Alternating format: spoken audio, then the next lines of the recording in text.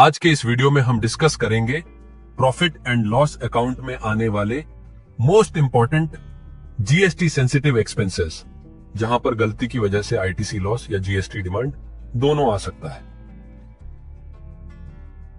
पहले बात करते हैं फ्रेट यानी कि ट्रांसपोर्ट एक्सपेंस की, जहां पे कंफ्यूजन होता है कि आरसीएम में लें कि नहीं। जैसा कि आप जानते हैं, कंसाइनमेंट नोट देने वाले ट्रांसपोर्टर के रेंट पे आरसीएम करना होता है, पर बहुत बार ऐसा होता है कि ट्रांसपोर्टर सभी को कंसाइनमेंट नोट दे रहा होता है, लेकिन वो हमें देना भूल जाता है या हम उससे लेकर फाइल में रखना भूल जाते हैं, और इसको हम इंडिविजुअल ट्रांसपोर्टर्स मान के इसका ट्रांसपोर्ट रेंट हम हमारे वाउचर के बेसिस पे पे करते हैं और अपने अकाउंट्स में नॉन आरसीएम फ्रेट में डाल देते हैं और जीएसटी का आरसीएम छूट जाता है।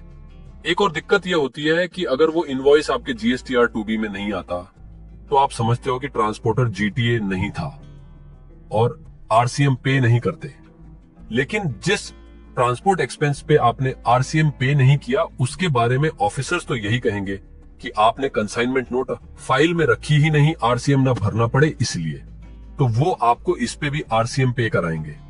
तो अगर आपका ट्रांसपोर्ट रेंट अमाउंट 1 साल का बहुत ज्यादा हो जाता है तो आपको इन ट्रांसपोर्टर्स के पान नंबर की कॉपी और एक सिंपल पेपर पे डिक्लेरेशन ले लेना चाहिए कि वो कंसाइनमेंट नोट इशू नहीं करता और वो जीटीए नहीं है, ताकि आप अपना पॉइंट डिफेंड कर सकें और बिना वजह का जीएसटी भरना ना पड़े।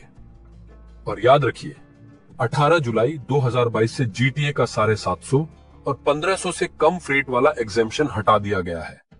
इसका मतलब यह है कि अब जीटीए फ्रेट पे आपको छोटी अमाउंट्स पर भी आरसीएम पे करना पड़ेगा।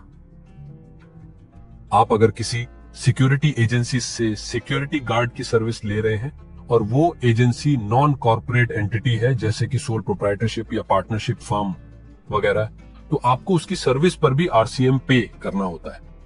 मैंने मेरे क्लाइंट्स की बुक्स में ऐसा भी देखा है कि वो सिक्योरिटी पर्संस को सैलरी देते होते हैं और इस एक्सपेंस के लेजर का नाम सिक्योरिटी एक्सपेंस ही लिख देते हैं। इससे ऑफिसर ऐसा अस्यूम कर सकता है कि आपने सिक्योरिटी एजेंसी की सर्विस ली होगी, और ऑफिसर को हमें पूरा एक्सप्लेन करना पड़ता है कि वो सैलरी है, और अगर वो नहीं समझता तो जीएसटी डिमांड कर लेगा। इसलिए लेजर का नाम भी सही रखना जरूरी है। अगर एक्चुअल में सैलरी दे रहे हो तो सिक्योरिटी सैलरी लिखो, वरना आरसीएम में आ सकता है। दोस्तों, किन एक्सपेंसेस पर आईटीसी नहीं लेना है उसको भी मैंने आगे कवर किया है। अगर आपके प्रॉफिट एंड लॉस अकाउंट में किसी फॉरेन एप्लीकेशन या सॉफ्टवेयर का सब्सक्रिप्शन एक्सपेंस आता है, जैसे कि गूगल को क्लाउड स्टोरेज के लिए पेमेंट किया या फिर कोई सॉफ्टवेयर परचेस किया फॉरेन वेंडर से या कोई भी सर्विसेज ली हो, तो इस पर भी आपको आरसीएम आईजीएसटी में भरना रहता है। अगर आपने अपने बिजनेस के लिए कोई कमर्शियल या रेजिडेंशियल प्रॉपर्टी रेंट पर ली है तो इस पर भी आरसीएम पे करना रहेगा। अगर आपने रेजिडेंशियल प्रॉपर्टी रेंट पे ली है तो चाहे लैंडलॉर्ड जीएसटी रजिस्टर्ड हो या अनरजिस्टर्ड हो, आरसीएम आपको ही पे करना है। और अगर आपने कमर्शियल प्रॉपर्टी रेंट पे ली है और लैंडलॉर्ड जीएसटी अनरजिस्टर्ड है तो आपको इस रेंट पे आरसीएम पे करना रहेगा। अगर कॉम्पोजिशन टैक्स पेयर किसी अनरजिस्टर्ड लैंडलॉर्ड से कमर्शियल प्रॉपर्टी रेंट पे लेता है तो उसे आरसीएम से एग्जेम्प्ट रखा गया है, तो उस केस में कमर्शियल प्रॉपर्टी रेंट पर आरसीएम नहीं लगेगा, लेकिन रेजिडेंशियल प्रॉपर्टी रेंट पे तो लगेगा ही। अगर आपने गवर्नमेंट प्रॉपर्टी रेंट पर ली है, जैसे कि कोई म्युनिसिपल लैंड या वेयर हाउस, तो वो भी आरसीएम की लिस्ट में शामिल होता है। जीएसटी ऑन रेंट का फुल वीडियो आपको देखना है तो आपको मेरे चैनल पे मिल जाएगा। अगर आप मेटल स्क्रैप परचेस करते हो और आपका HSN कोड 72 से लेकर 81 वाली सीरीज में आता है तो आपको 2 बातें ध्यान में रखनी है। अगर आप मेटल स्क्रैप किसी अनरजिस्टर्ड पर्सन से परचेस करते हो तो इस पे आपको रिवर्स चार्ज में जीएसटी भरना रहता है, और अगर आप मेटल स्क्रैप किसी रजिस्टर्ड पर्सन से परचेस कर रहे हो और स्क्रैप की वैल्यू पर ट्रांजैक्शन 2.5 लाख से ज्यादा हो तो आपको परचेस वैल्यू पे 2% टीडीएस भी डिडक्ट करना रहता है, और आपको सेपरेटली जीएसटी का टीडीएस नंबर भी लेना पड़ेगा। टीडीएस से बचने के लिए अगर आप ऐसा करेंगे कि 3 लाख का बिल हो रहा है तो 2 इनवॉइस बना देते हैं 1.5 लाख के, तो वो नहीं चलेगा, क्योंकि आपका माल तो पूरा 3 लाख का एक ही ट्रांसपोर्ट में जाता होगा, तो वो एक ही कॉन्ट्रैक्ट हुआ और उससे अलग ट्रांजैक्शन नहीं कह सकते। ये रूल 10 अक्टूबर 2024 से एप्लीकेबल किया गया है। दूसरा है लीगल फीस, यानी कि अगर आप किसी इंडिविजुअल एडवोकेट या फर्म ऑफ एडवोकेट से सर्विस ले रहे हैं, जैसे कि consulting, return filing, court case representing fees, तो आपको उनके फीस पर रिवर्स चार्ज के अंडर जीएसटी पे करना होता है। लेकिन याद रखिए, एडवोकेट्स के सिवाय दूसरे लोगों की लीगल फीस आरसीएम में नहीं आता। दोस्तों, आरसीएम की पूरी लिस्ट आप मेरे चैनल पे देख सकते हो, आपको आसानी से मिल जाएगा।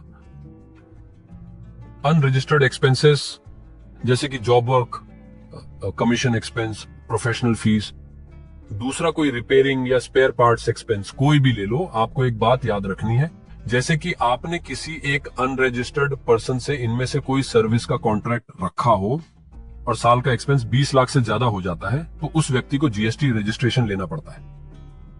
सर्विस की लिमिट 20 लाख है और गुड्स की 40 लाख। उसने लिमिट क्रॉस करने के बाद भी जीएसटी रजिस्ट्रेशन नहीं लिया और उसको नोटिस आ गया, तो बचने के लिए वो आपको बुक्स एडजस्ट करने को बोलेगा और खामखा आपको इन्वॉल्व करेगा। इसीलिए ऐसी कोई ज्यादा अनरजिस्टर्ड परचेस आ रही हो तो सप्लायर को जीएसटी एप्लीकेबिलिटी के बारे में जरूर इन्फॉर्म कर दें। अगर आपका व्हीकल ओनर्स, एम्प्लॉइज या आपके गेस्ट्स के ट्रैवलिंग के लिए यूज हो रहा होता है और व्हीकल की सिटिंग कैपेसिटी 14% से कम होती है, तो आपको इस व्हीकल के इंश्योरेंस या रिपेयर मेंटेनेंस किसी भी एक्सपेंस पर आईटीसी नहीं मिलता। अगर आप व्हीकल को गुड्स ट्रांसपोर्टेशन या व्हीकल से ही कोई फर्दर सप्लाई का बिजनेस कर रहे होते हो तो ही इसके खर्चे पर आईटीसी मिलता है।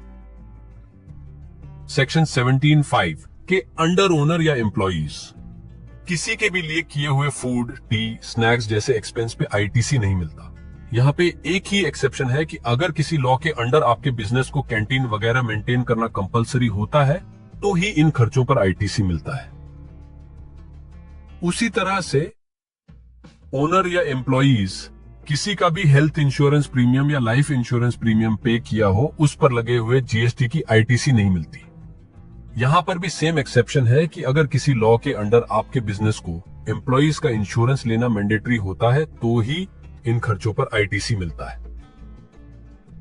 कैब बुकिंग, यानी कि आपने या एम्प्लॉइज ने ट्रैवल पर्पस के लिए व्हीकल रेंट चुकाया तो भी इसके जीएसटी की आईटीसी नहीं मिलती। यहां पर भी किसी लॉ के अंडर ये फैसिलिटीज देना मैंडेटरी होगा तो ही आईटीसी मिलेगा। अगर आपने मेंबरशिप्स जैसे कि क्लब्स, जिम फीस जैसी फीस भरी है तो इन पर्सनल एक्सपेंसेस पर भी आईटीसी नहीं लेना है। एम्प्लॉइज को दिए गए ट्रैवल बेनिफिट्स पर भी आईटीसी नहीं मिलता। बिजनेस ट्रैवलिंग है तो आईटीसी जरूर मिलता है, पर वेकेशन ट्रैवलिंग पे आईटीसी नहीं मिलेगा। यहां पर भी किसी लॉ के अंडर एम्प्लॉइज को ये ट्रैवल बेनिफिट्स देना मैंडेटरी होगा तो ही इसका आईटीसी मिलेगा।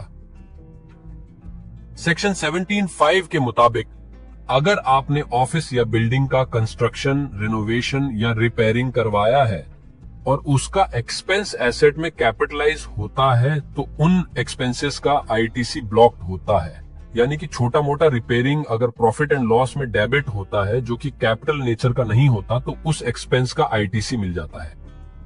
मगर कैपिटल नेचर के रिपेयर या कंस्ट्रक्शन की आईटीसी जो कि इनएलिजिबल है, उसे लेने के लिए उस एक्सपेंस को प्रॉफिट एंड लॉस अकाउंट में डेबिट करके आईटीसी लेना गलत होगा और डिपार्टमेंट ऐसे ली हुई आईटीसी जरूर डिनाई करेगा।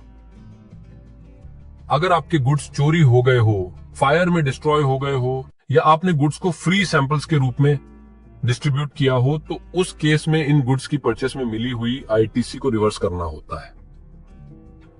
दोस्तों, ये थी प्रॉफिट एंड लॉस अकाउंट के डेबिट साइड की बात। अगले वीडियो में क्रेडिट साइड यानी कि इनकम्स पे भी एक वीडियो पोस्ट करूंगा। अगर आपको इन्फॉर्मेशन अच्छी लगी हो तो एक लाइक जरूर करिए, चैनल को सब्सक्राइब कर लीजिए और बेल आइकॉन दबाइए ताकि जीएसटी के हर इंपॉर्टेंट अपडेट्स का फायदा सबसे पहले आपको मिले। आप अपना डाउट या कंफ्यूजन कमेंट में बता सकते हो, मैं इसका सॉल्यूशन देने की पूरी कोशिश करूंगा।